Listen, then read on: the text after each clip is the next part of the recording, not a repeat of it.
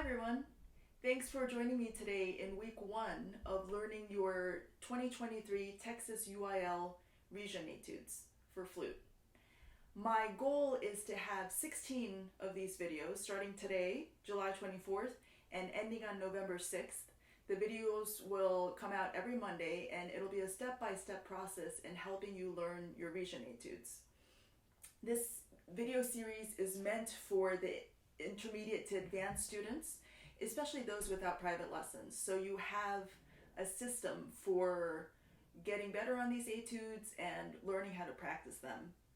The goal is to play your best at the audition with good technique and a good understanding of the music. And everyone starts from a different starting point. The benefits of tackling such a big project over many months is to help you learn to practice, help you learn to move through difficulties in your music, and any time you spend in productive practice is going to help you be a better flute player. A brief introduction to the etudes. Each etude has a different focus. For example, the first etude in G major is a fast etude. So what the committee is looking for is to hear fast playing with good articulation and some big jumps that come in the middle of the etude. The second etude, the E flat major, is a lyrical etude. So what they're looking for is phrasing, beauty of sound, vibrato, how expressive you can be. And then the third etude in B flat minor has a lot of difficult notes and also an unusual rhythm. So it's a lot of technical playing in this. What I'm going to do is go through each etude in order, and we're just going to talk about how to approach this. I'm going to imagine that this is your first time looking at these etudes, and we're going to talk through the different things you need to look at before you start playing. So starting with G major, the first thing we're going to look at is the key signature. So we have one sharp here, it's G major. Your time signature is 4/8, which is a little bit unusual. Usually you're used to seeing 2/4, which has the same number of eighth notes in a measure, 4 eighth notes, except this time it's 4/8. So you have 4 eighth notes in measure, 8 being the 8 notes, 4 being the number of eighth notes you have. The goal tempo that's set for this by the region committee is eighth note equals 92 to 120. So 92 sounds like this.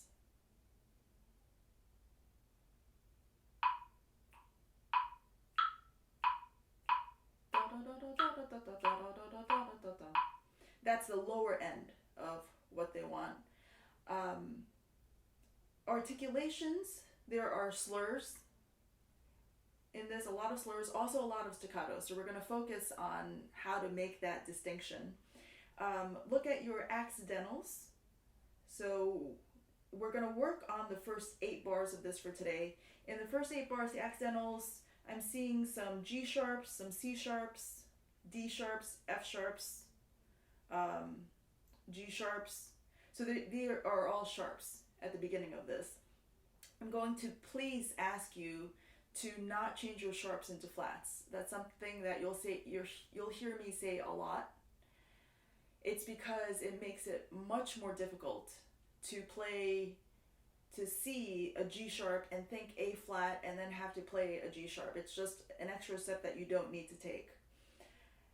And then the written markings here, leggero, grazioso, e veloce. So it's light, graceful, and fast.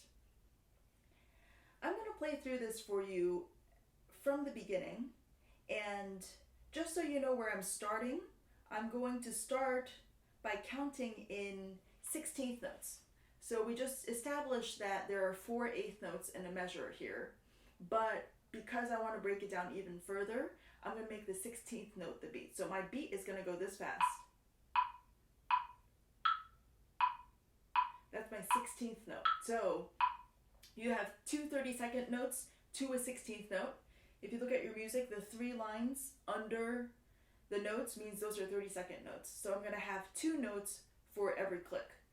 And for the purposes of this run through, I'm going to play it for you with the metronome. So this is 16th note equals 80.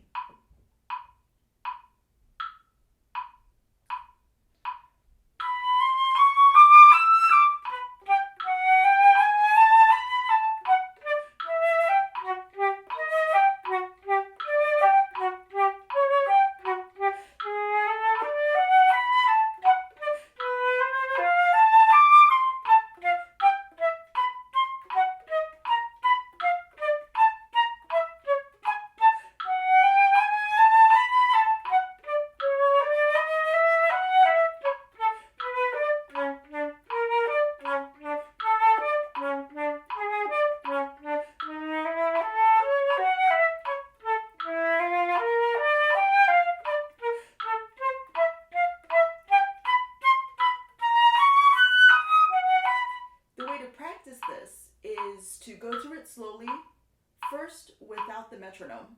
So you're just learning the notes, you're just getting them under your fingers. And by slowly, I mean however slowly you need to go so that you don't play any wrong notes. If you need to go like this,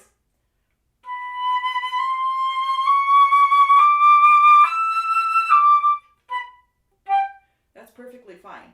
Also, as you're starting to practice, do the best you can to play the articulations as written, even if that means going very slowly. It's just going to make it a lot easier in the end to have the articulations in there from the beginning instead of trying to add them after you've learned the notes. And then go little parts at a time. So you're not going to do all 8 measures and then go back and do all 8 measures again, because by the time you get to the end of the 8 measures, you've forgotten what you did at the beginning. So try doing maybe 4 notes at a time or 8 notes. Or if you feel like you've got everything down, maybe a whole measure at once. Fortunately, there are very few rhythmic challenges in this because everything you see is pretty much in 30-second notes. So we don't really have to talk about rhythm yet. For this week, just focus on getting all of the notes, learning the notes, and if you can, playing it at 16th note equals 80. If you want to go a little faster, towards the end of the week, you can try moving it up to 16th note equals 100, which would be this.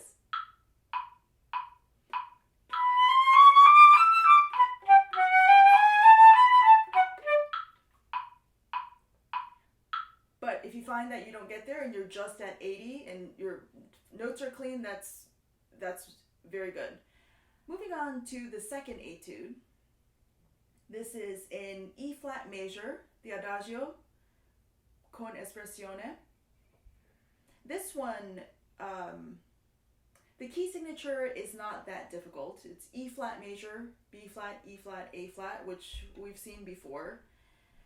Time signature is 4/4, again, not that difficult. Articulations, generally all slurred. We're going to focus on the beginning to measure 12 today. So when I'm making these comments, I'm talking mostly about beginning to measure 12. You don't have any unusual articulations in this. The goal tempo is quarter note equals 48 to 56, which is pretty slow.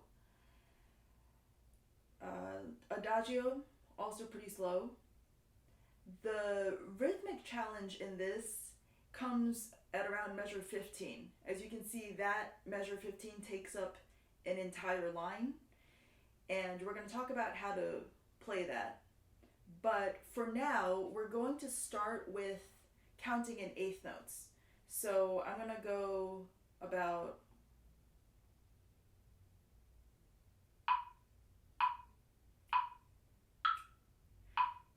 this is eighth note equals 65, which is close to half tempo. And I'm doing this because even though the first 12 measures look pretty easy, we're gonna run into some harder parts later on, and I want to be able to play the beginning and the end at the same tempo when I'm starting to learn this. So I'll play this for you at eighth note equals 65, and I'll play it with the metronome so you can follow along. This is from the top of the slow etude, E flat major.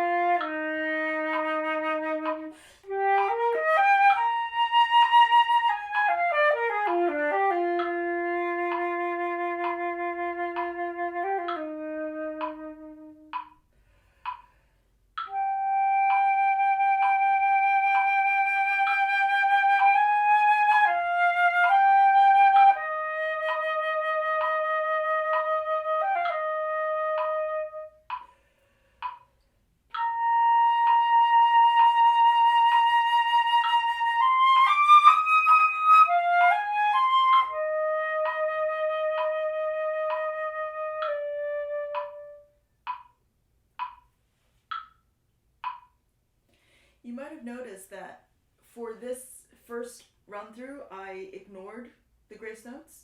That's how I want you to practice for this week, is just don't do the grace notes at all, because you need to know what the underlying rhythm is before you put the grace notes in. For this week, just focus on playing that section beginning to measure 12 at that tempo. That's eighth note equals 65. And you're in 4/4, so you're going to have 8 eighth notes in a measure. Because 4/4 means 4 quarter notes in a measure. Each quarter note has 2 eighth notes, and that's 8 eighth notes in a measure. Moving on to the third etude in B flat minor. First thing, looking at the key signature, we have 5 flats for B flat minor: B flat, E flat, A flat, D flat, and G flat. The time signature is a tricky one. It says 12/16, which means 12/16 notes in a measure. It's pretty unusual. It also says 4/8, which you might recall is the time signature for the first etude in G major. And we'll talk about how to count those. Articulation's mostly slurred. You have a lot of slurs that end in a staccato note. So the last note of the slur has a dot on it, which means you clip that note short. It doesn't mean you tongue that note. Goal tempo is dotted eighth note equals 50 to 72. And remember, the dotted eighth note means it's a group of 3/16 notes, equals 50 to 72. For this one, I'm going to start counting just like in the G major etude in 16th notes. So I'm going to have 2 notes per click, and it's going to be about, 16th note equals 90.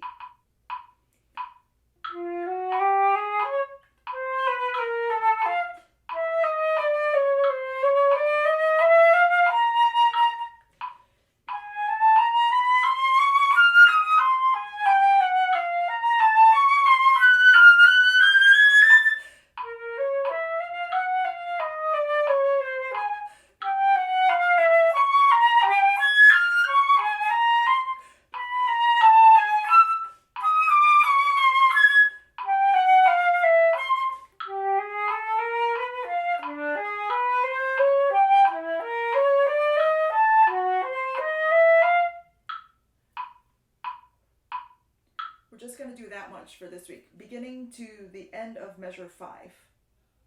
Or actually, that's beginning to the 4th big beat of measure 5 on the F. Again, like in your first etude, you don't have to start that fast. You can start it at any tempo. You can go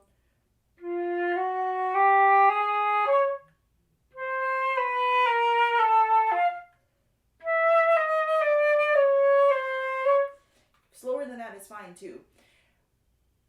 Your first step is learning all the notes, just making sure that you have all the notes and you figured out what the notes are.